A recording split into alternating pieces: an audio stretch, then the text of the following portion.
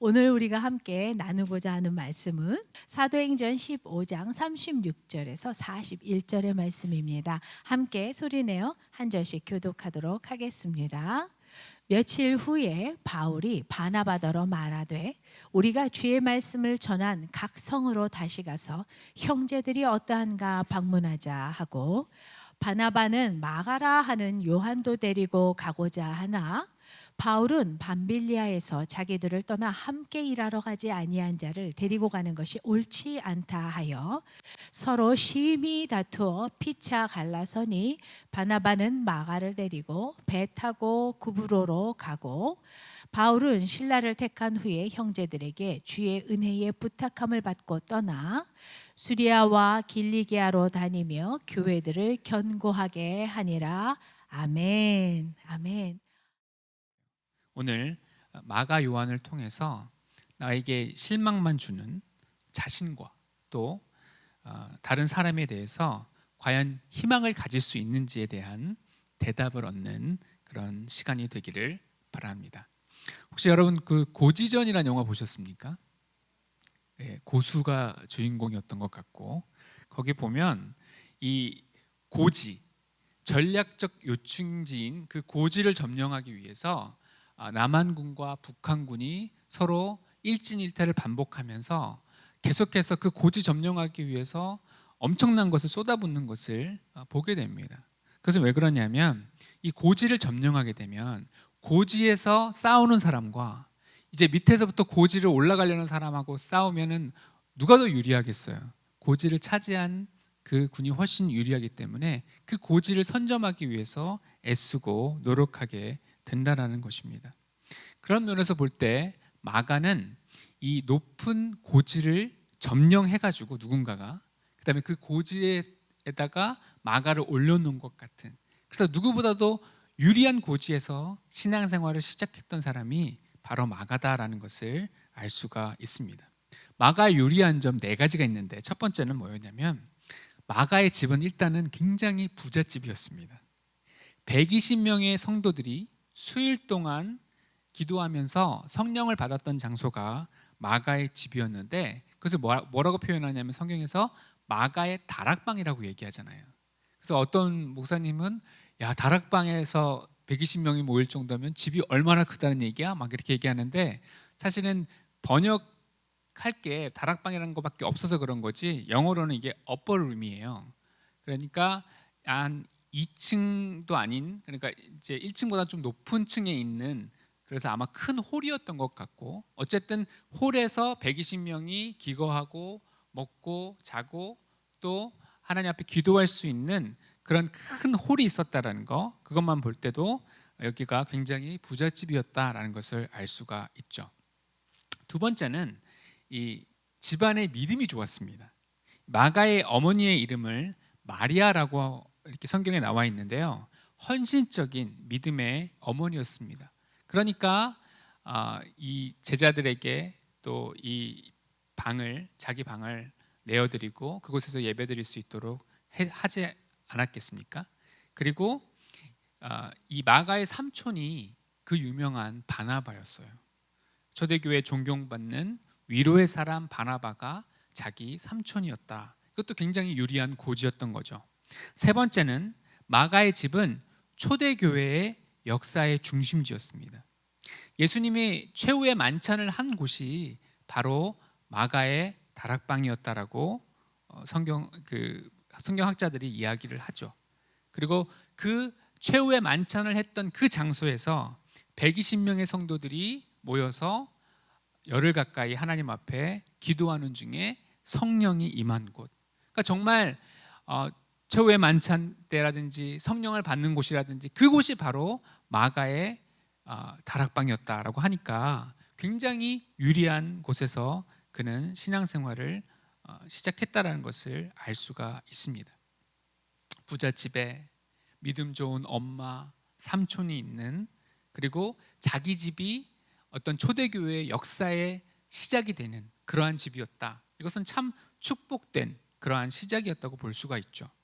네 번째로는 전승인데요, 이것은 마가 자체가 예수님의 70인의 그 제자 파송하는 장면에서 그 70인 안에 포함됐던 인물이다라고 말합니다.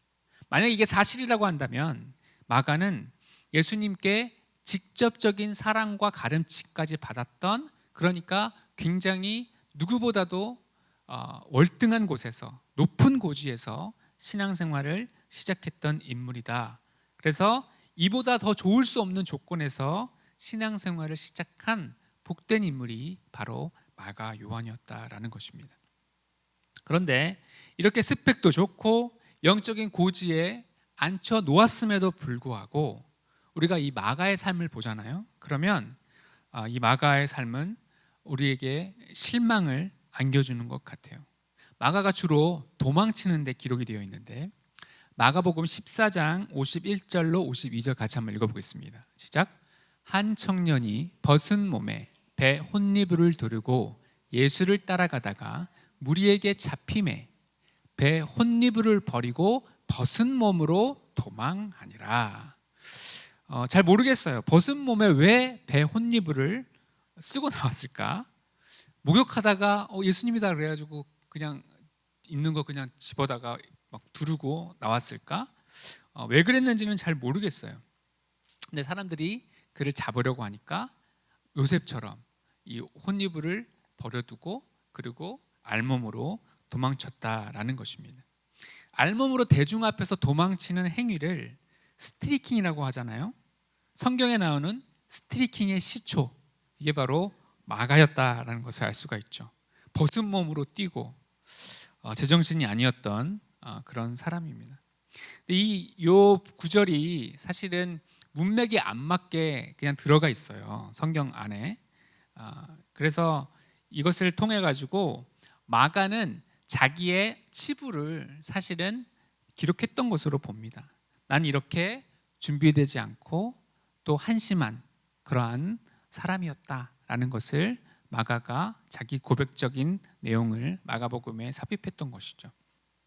이제 오늘 본문에도 이 도망친 이야기가 또 나옵니다. 이 바울이 세 차례에 걸쳐서 전도 여행을 하거든요. 1차 전도 여행 때 마가를 데려갔습니다. 70인 명단에 들었고 또 마가는 헬라어가 능통한 사람이거든요. 그래서 마가는 기대를 한 몸에 받고 1차 전도 여행에 합류하게 됐던 것입니다. 그런데 당시의 전도 여행이라는 것은 굉장히 어려운 여정이었었어요. 그래서 강행군이었고 그러다 보니까 잠도 못 자죠. 또 음식도 맞지 않죠.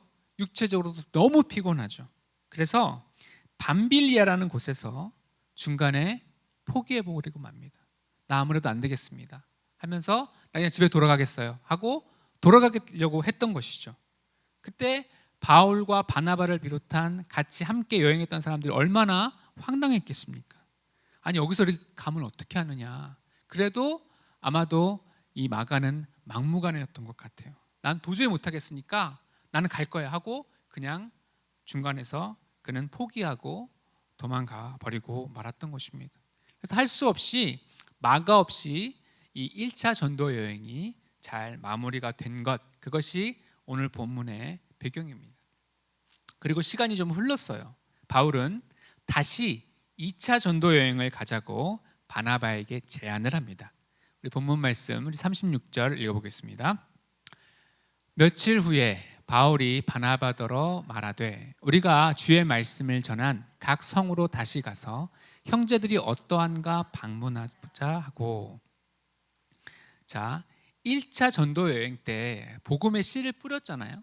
그랬으니까 이제 복음의 씨앗이 얼마나 자랐는지 그리고 그들을 격려하고 또 그들을 돌아보는 것이 필요하지 않겠습니까? 라고 하면서 바울이 바나바에게 2차 전도 여행을 제안하게 된 것입니다. 그런데 2차 전도 여행 때 마가를 데려갈 것인가 말 것인가의 문제로 이 바울과 바나바의 생각이 달랐죠. 37절로 38절도 읽어보겠습니다. 바나바는 마가라 하는 요한도 데리고 가고자 하나 바울은 밤빌리아에서 자기들을 떠나 함께 일하러 가지 아니한 자를 데리고 가는 것이 옳지 않다 하여. 정리하면 이렇습니다. 마가가 자기 조카이기도 하니까 바나바는 다시 한번 우리 기회를 주자. 그리고 그러니까 얘를 데려가자라고 이야기를 했던 거고, 근데 이제 바울은 좀 강직한 성품이었잖아요. 그래서 밤빌리아에서 우리를 떠나가지고 돌아간 그 사람을 어떻게 믿고 또 같이 가자고 하느냐 하면서 둘 다 싸우게 된 것입니다. 그런데 이 두 주장이 어느 주장이 맞고 어느 주장이 틀린 게 아니라 사실은 다 맞는 내용이었어요. 일단 이 바나바는 마가가 너무 유복하게 자라가지고 얘가 좀 그 환경을 몰라서 그랬던 것 같다. 그리고 얘가 좀 마음의 기복이 좀 심해서 좀 우울증이 있었나 뭐 그런 거니까 이번에는 또 뉘우치고 있으니까 데려갑시다라고 이야기를 했던 거예요. 이 바나바는 마가가 자기 조카가 아니었어도 같이 데려가자고 했을 사람이에요. 왜냐하면 바나바가 바울을 픽업할 때도 많은 그 믿음의 사람들이 바울을 선뜻 같이 동역하자고 손을 내밀지를 못했습니다.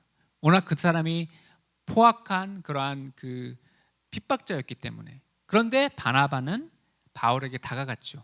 다가가서 그의 이야기를 듣고 그의 진정성을 알아보고 그의 손을 잡고 같이 사역을 시작해가지고 안디옥 교회가 만들어진 것 아닙니까? 그러니까 바나바는 다시 한번 기회를 줘야 된다라고 해서 마가를 데려가자라고 했던 것이고, 반면에 바울은 어떤 주장이냐면 전도 여행 때 그가 이제 포기하고 갔잖아요. 그러면 이 친구에게 뭔가 교훈을 주지 않고 어떤 뉘우칠 수 있는 프로세스, 그러니까 자기가 스스로 했다고 하지만 그래도 명시적으로 보여주는 어떤 과정이 필요하다는 거예요. 그래서 전도 여행을 너무 쉽게 생각하면 안 된다. 그리고 부잣집 아들 하나 때문에 그 아이 하나 비유 맞추려고 전체 선교가 좌지우지 돼서는 안 된다. 사실 이것도 옳은 이야기죠. 그래서 이 두 주장이 서로 첨예하게 대립했는데, 이제 문제는 무엇이냐면 이게 좋게 이야기가 흘러간 게 아니라 이게 감정 싸움이 되면서 큰 싸움으로 번진 거예요. 우리 39절로 41절도 같이 읽겠습니다. 서로 심히 다투어 피차 갈라서니 바나바는 마가를 데리고 배 타고 구브로로 가고 바울은 실라를 택한 후에 형제들에게 주의 은혜의 부탁함을 받고 떠나 수리아와 길리기아로 다니며 교회들을 견고하게 하니라. 아멘. 여기서 39절에 나오는 심히 다투어라는 단어가 이게 말싸움 정도가 아니고요. 이게 언어적으로 볼 때는 발작이 나고 경련이 날 만큼 치열하게 싸웠다라는 뜻입니다. 처음에는 좋게 이야기했고, 왜냐하면 이제 바나바는 사실은 바울의 은인이잖아요. 그래서 그래도 나를 봐서라도 좀 데려가면 안 돼라고 하니까 바울은 강직하거든요. 베드로한테도 잘못된 건 잘못했다라고 지적하는 사람이기 때문에 공과 사를 구분 안 하고 있냐고, 안 된다고 하면서 하니까 막 서로 열받고 막 이러면서 감정이 너무너무 격해져서 결국에는 둘이 갈라서게 됐죠. 그래서 바나바는 자기가 말한 그대로 마가를 데리고 자기의 어떤 팀을 꾸려서 2차 전도 여행을 갔던 것이고, 바울은 그렇다면 이 마가 대신에 나는 실라를 데려가겠다라고 해서 실라를 데리고 가게 된 것입니다. 그러니까 이게 어떤 상황이냐 하면, 그렇게 신실한 바울과 바나바가 갈라서게 하는 원인을 제공한 것이 누구예요? 바로 마가였다라는 거죠. 이 철없는 애 하나 때문에 사도들이 대판 싸워가지고 크게 분열을 일으킨 그 제공자가 마가였다라는 것입니다. 그래서 마가는 우리의 어떤 큰 기대에 부응하기는커녕 문제의 불씨를 남긴 사람이 바로 마가였다라는 것입니다. 그리고 실제로 보면 바울이 좀 매정했던 것 같아요. 바울과 함께 있던 사람으로 사도행전을 기록한 사람이 누가인데, 누가가 의사지 않습니까? 의사로서 누가가 이제 바울과 동행을 하고, 마가에 대해서는 여기까지만 기록을 합니다. 그 이후는 기록을 안 해요. 그러니까 기대가 이제 마가에 대한 기대가 접혀졌고, 그래서 이제는 마가는 잊혀진 존재가 되었다라는 것입니다. 그럴 때 마음이 얼마나 아파요. 마음속에서 바울과 또 누가로부터도 너는 안 되겠다라고 하면서 마음속으로 마가야 미안하지만 너는 이제 여기까지야. 너는 끝났어 라고 이야기해버린 겁니다. 그런데 더 가슴 아픈 건 뭐냐면 바울이 신라를 데리고 2차 전도 여행을 했는데 마가가 빠진 느낌이 없다라는 거예요. 마가가 빠지니까 참 불편하네. 마가가 있었으면 참 좋았을 걸. 이런 말이 쏙 들어가고 오히려 사역이 더 잘 되기만 하더라는 거예요. 그러니까 마가는 대체 가능한 인물이었고, 다시 말해 있으나 마나한 인물, 존재감 제로인 그러한 인물이 마가였다라는 것입니다. 근데 성경은 마가의 변화 과정을 세세히 기록하지를 않아요. 어떻게 보면 우리는 마가의 변화하는 과정은 전혀 다른 성경에서는 찾아볼 수가 없습니다. 사도행전은 누가가 기록했고 2차 전도 여행 때부터 바울을 중심으로 기록하고 있기 때문에 사도 바울과 바나바가 갈라서게 된 시점부터 거기까지만 기록하게 되었고, 그 시점이 사실은 마가의 변화의 분기점이다라고 우리가 볼 수 있죠. 그때부터 아마 하나님께서 마가에게 개입하시기 시작했고 하나님의 일하심이 있었을 것이다, 이렇게 우리는 추정해 볼 수가 있습니다. 그래서 변화 과정은 안 나와 있지만 변화의 결과를 이 성경은 기록하고 있는데 마가의 변화된 위상을 기록하고 있어요.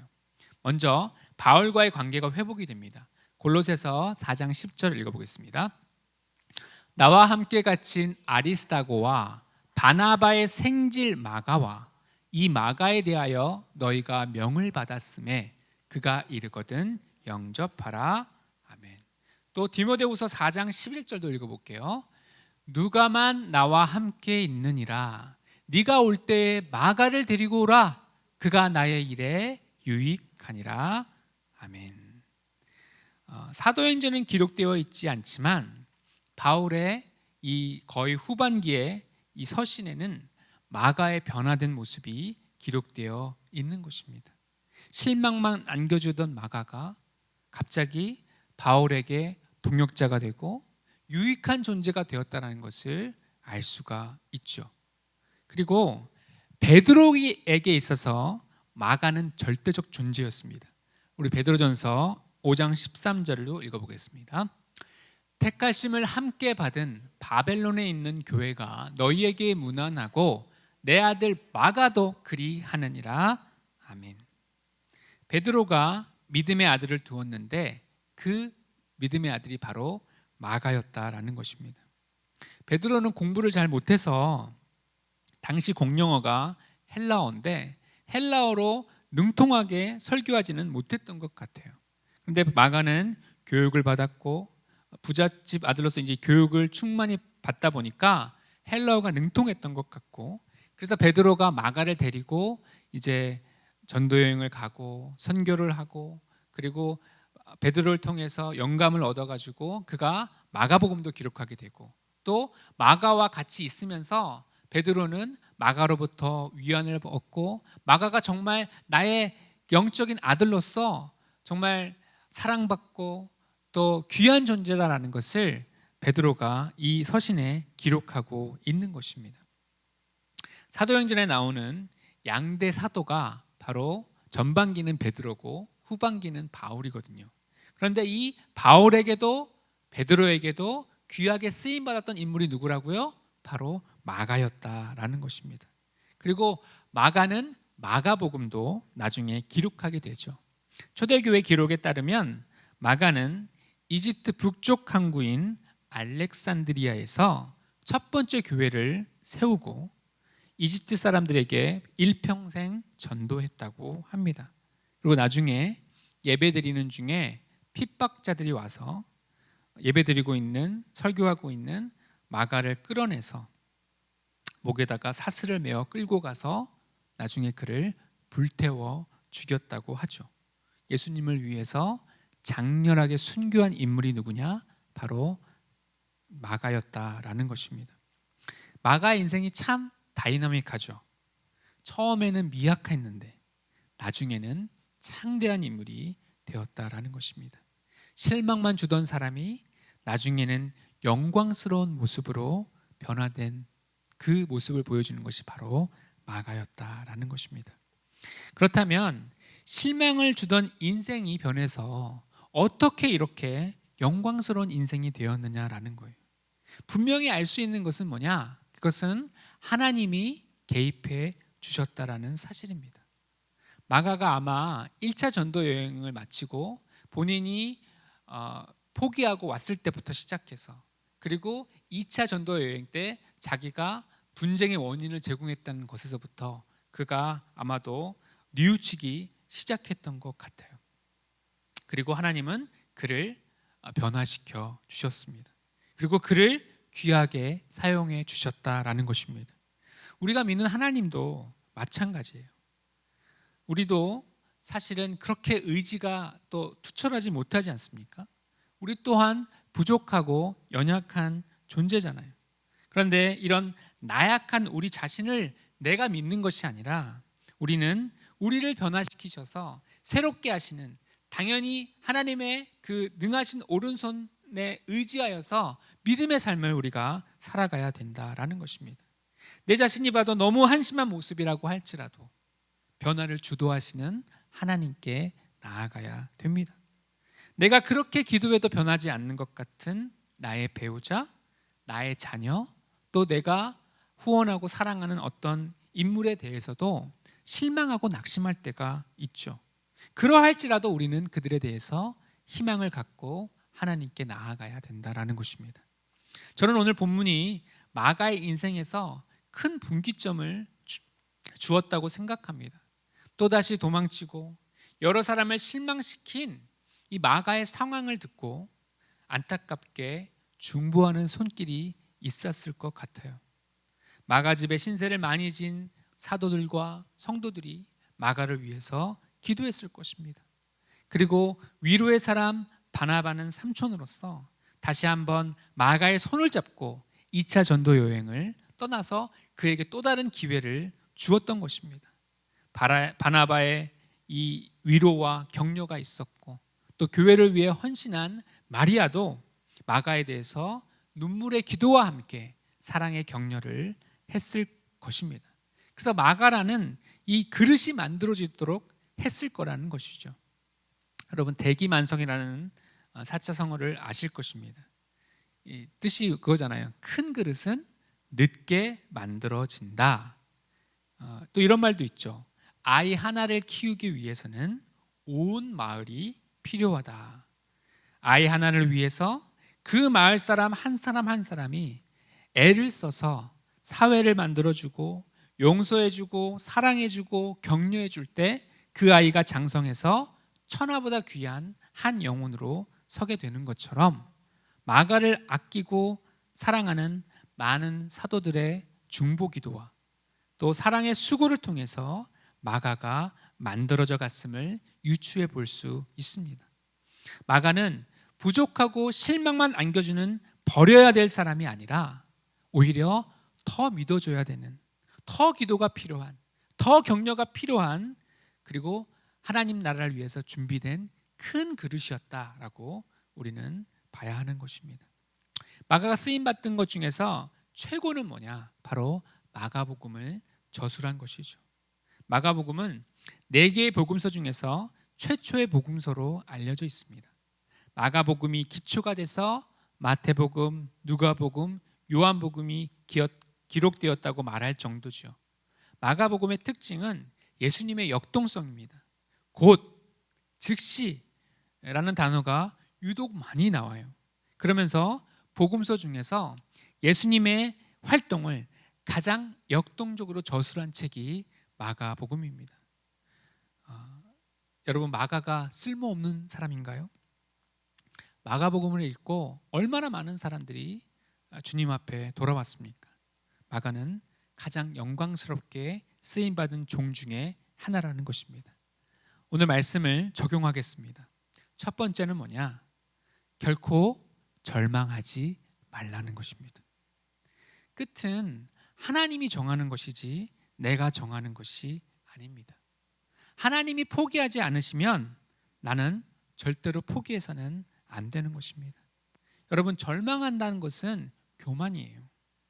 하나님이 끝이라고 말씀 안 하셨는데 내가 스스로 하나님 자리에서 이거 아니 되겠구나 라고 하면서 스스로 그것을 끝을 내렸고 희망을 내가 끊어버렸어요. 그걸 절망이라고 하잖아요. 그래서 절망했기 때문에 그 자체가 하나님을 인정하지 않는 교만이다라는 것입니다. 사랑하는 여러분, 하나님이 함께 하시면 다시 일어섭니다. 그래서 우리가 질병 가운데 있고 또 실패 가운데 있고 넘어진 가운데 있을 때에 자꾸 나를 보면 안 돼요. 내가 뭐 힘을 가지고 해야 된다, 뭐 내가 의지를 갖고 해야 된다, 그것도 아니고 단 한 가지만 붙들면 됩니다. 주님이 하시면 된다. 그걸 붙들어야 한다라는 것입니다. 그래서 성경은 마가가 일어선 부분에 대해서 일부러 침묵해요.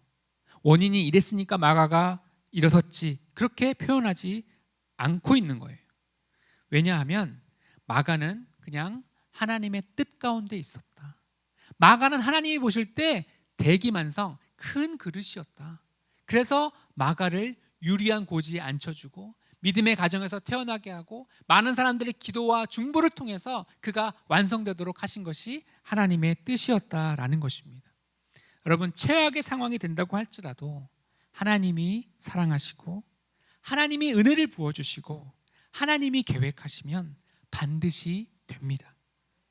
베드로를 만나자마자 주님께서 그의 어떤 잘하는 모습을 보면서 싹수를 보고 너는 개봐, 반석이 될 거야 라고 말씀하시지 않았습니다. 그냥 예수님의 의지죠. 선포입니다. 너는 짱돌 같은 존재지만 내가 너를 반석 만들 거야. 그런 선언인 것입니다. 그랬더니 정말로 베드로가 반석같이 서죠. 주님께서 우리를 만나셔서 너는 내 아들이라, 내 딸이라, 내 형상대로 너를 만들리라 그러면 하나님은 만들어내고야 마신다는 것입니다. 이게 보통 교회에서 말하는 예정론이에요. 예정론은 내 멋대로 해도 하나님이 알아서 하신다는 숙명론이 아니고 하나님의 사랑의 의지입니다. 사랑의 의지. 부모들도 그런 의지가 있죠. 내가 너를 도와줄 거야 라고 하면 부모가 자기 힘 닿는 한 그 아이를 도와주는 것과 마찬가지로 하나님은 하나님의 능력 안에서 내가 너를 선택했고 내가 너를 도울 것이고 내가 너를 이끌어서 영광스러운 빛으로 사용할 것이다 라고 하신다면 하나님은 그 뜻을 반드시 이루고야 만다라는 것입니다. 그래서 예정론이라는 것은 사랑이에요. 사랑 가운데 넘어진 우리를 건져서 작품을 만들고야 말리라. 바벨론의 포로기를 통해서라도 재훈련을 시켜서 하나님이 원하시는 백성을 만드실 것이라는 하나님의 사랑의 선언입니다. 우리를 결코 버리지 않는 하나님의 사랑인 것입니다. 그래서 여러분, 절망은 죄예요.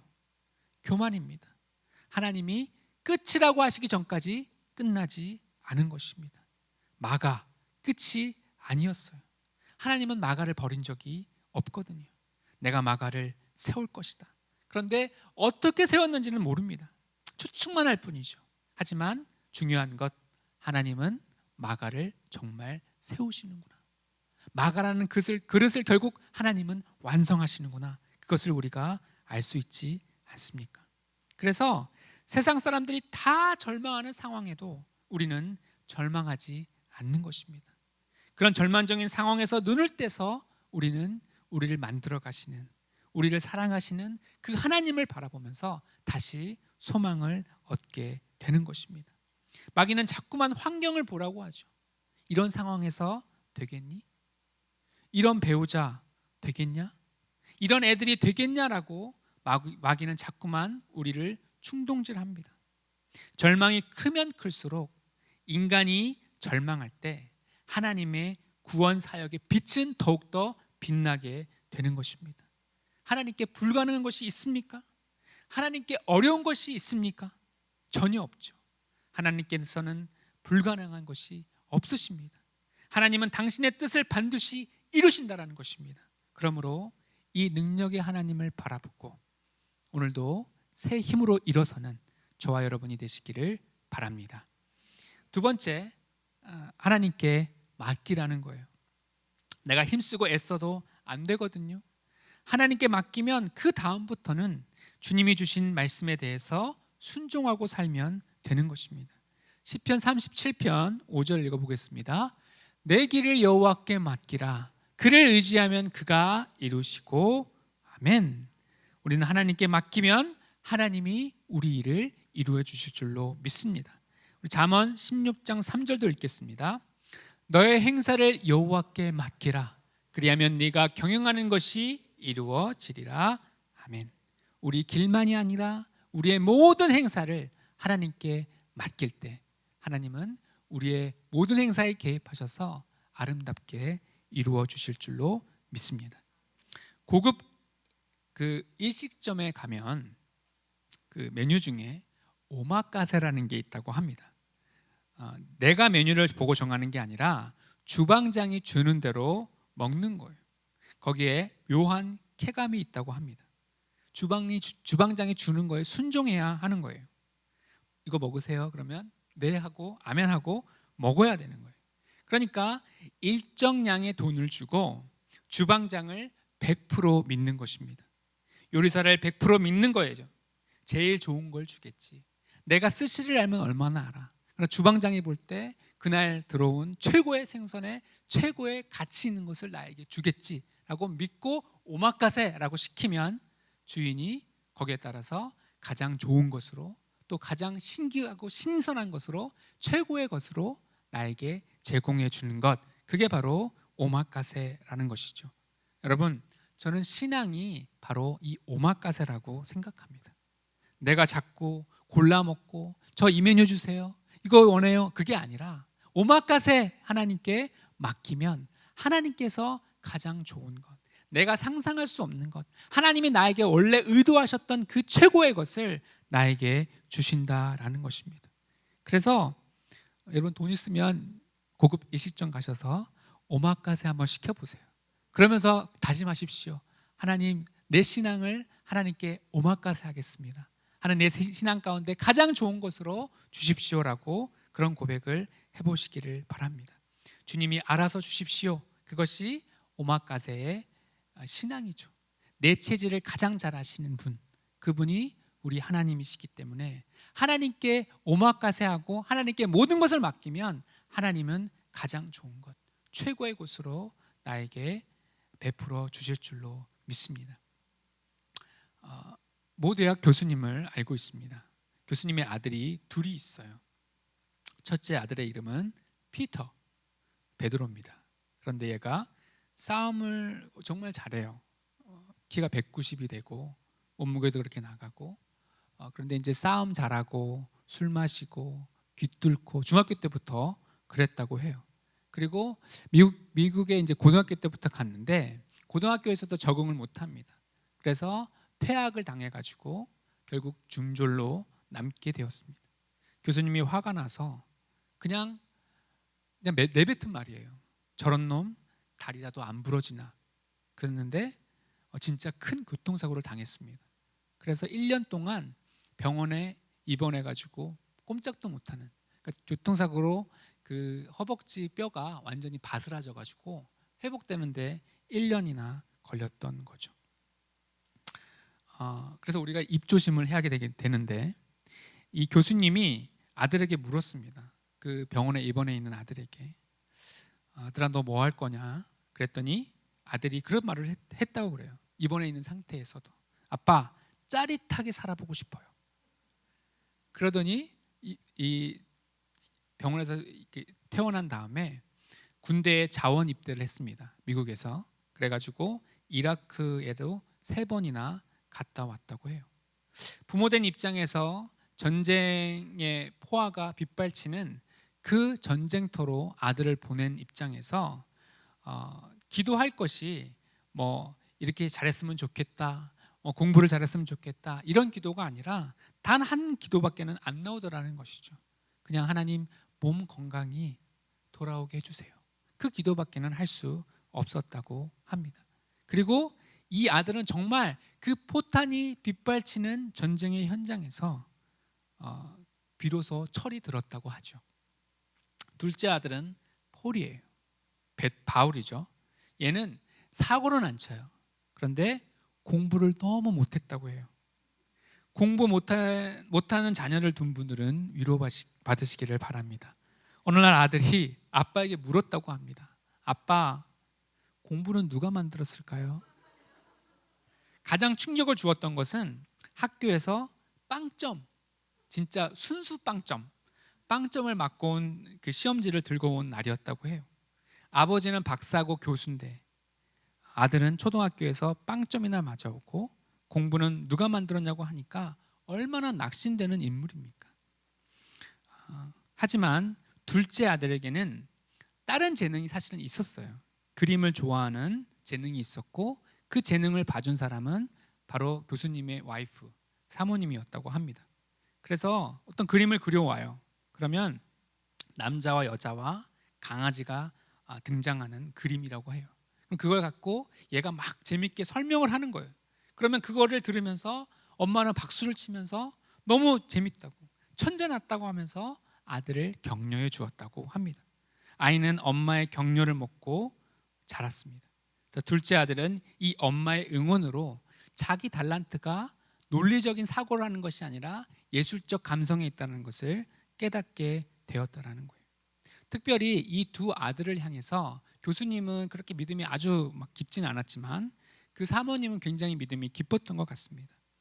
이 사모님은 철야기도, 새벽기도, 금식기도 등 중단하지 않는 기도, 쉬지 않고 하는 기도를 통해서 하나님과 연결되기를 힘썼던 분이에요. 그러다 보니까 낙심되는 상황, 첫째 아들은 사고치고 맨날 싸우고 오고 또 학교도 퇴학당하고 졸업장도 결국 받지 못하는 그런 아들이라고 했을 때 그 상황만 보면 얼마나 마음이 막 열도 받고 실망되고 그렇겠어요. 그럴 때마다 하나님 앞에 가서 엎드렸고 그럴 때마다 하나님은 소망을 주시고 그 소망 가지고 이 사모님이 선포했다라는 거예요. 아들아, 너는 베드로야, 피터잖아. 너는 반석 같은 아이야. 하나님이 너를 사용해 주실 거야. 둘째 아들에게서는 아들아, 너는 바울이야. 하나님이 너를 정말 바울처럼 위대하게 사용해 주실 거야 라고 믿음의 선포를 계속해서 했다라는 거예요. 그러자 하나님께서 일하시기 시작했습니다. 그래서 엄마의 응원과 격려를 먹고 때로는 아버지의 책망도 듣고 또 여러 고난과 어려운 환경을 거쳐서 두 아들이 아주 귀하게 쓰임받게 되었죠.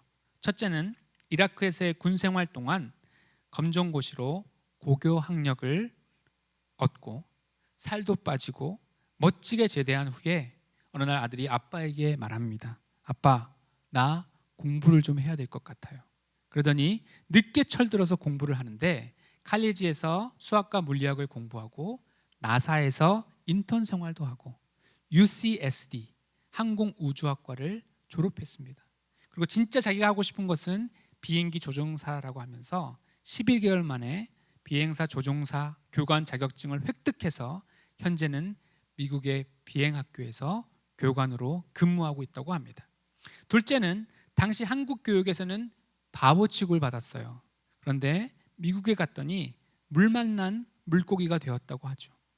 미국의 선생님들은 아들의 재능을 알아보았고 이 선생님들의 격려에 힘입어서 응용미술 분야에서 대학을 졸업하고 지금은 총장 월급의 3배의 임금을 받으면서 인정받고 살고 있다고 하죠. 이 아들은 특수한 감성이 있어가지고 레스토랑에 가잖아요. 그러면 아빠, 여기 데코하고 음악이 또 음식이 서로 안 어울려. 그러면 그 레스토랑은 좀 있다가 망한대요. 근데 이게 맞다라고 한 그 음식점마다 문전성시를 이루고 그런 특수한 재능을 그가 갖고 있었다라는 것입니다. 이렇게 그 두 아들의 삶을 우리가 보면서도 알 수 있듯이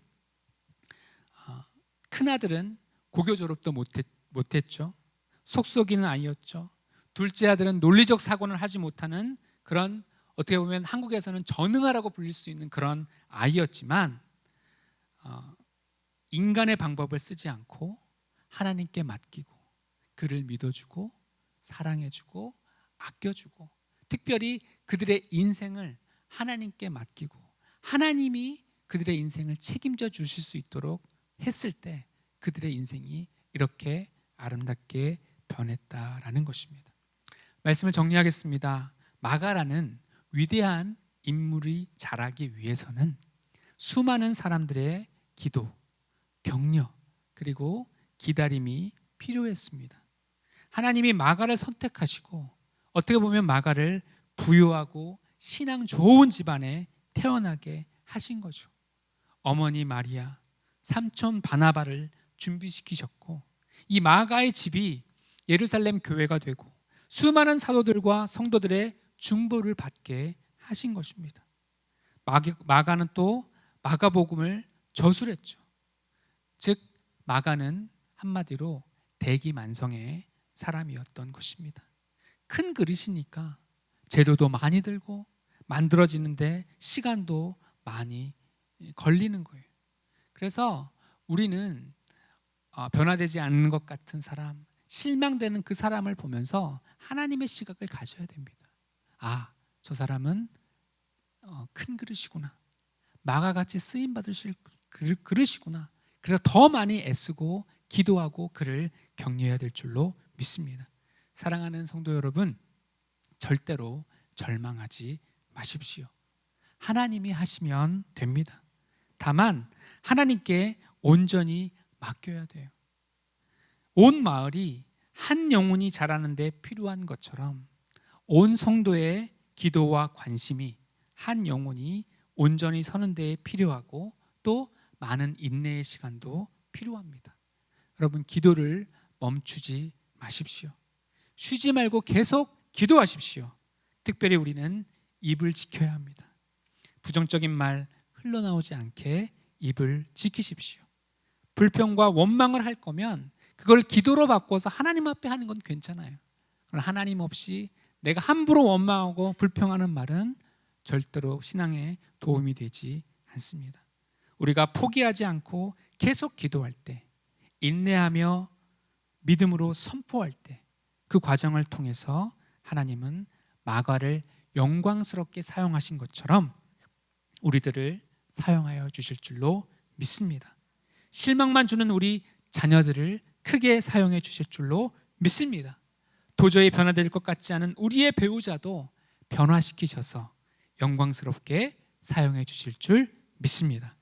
마가를 변화시킨 하나님의 은혜를 체험하는 저와 여러분이 되시기를 바랍니다. 네, 다 같이 일어나셔서 함께 찬양하겠습니다.